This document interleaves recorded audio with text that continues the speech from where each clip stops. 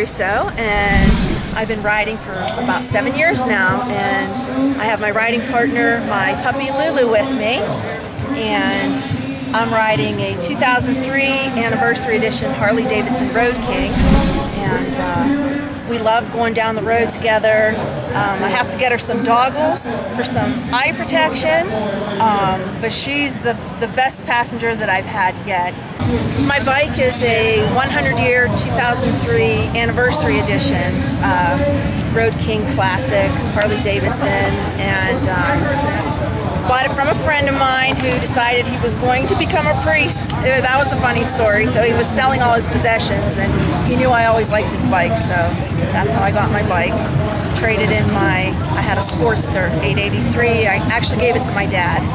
So I did some research online to see what I could get to take the dog with me, and I have her very secured in here with a harness and some clips and bungee cords, and actually I have friends who are engineers who might even possibly design something specifically for bikes and dogs, so that might be something to look for in the future.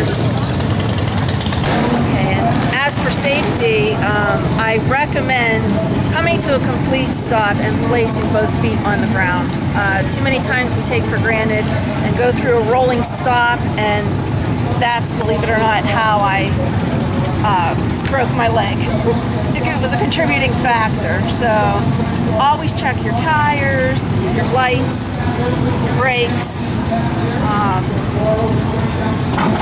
things like that. As far as good experiences, just the camaraderie of riding with other people, the scenery, seeing places and going places that I've never gone before, that you'd never think of going in a car. So.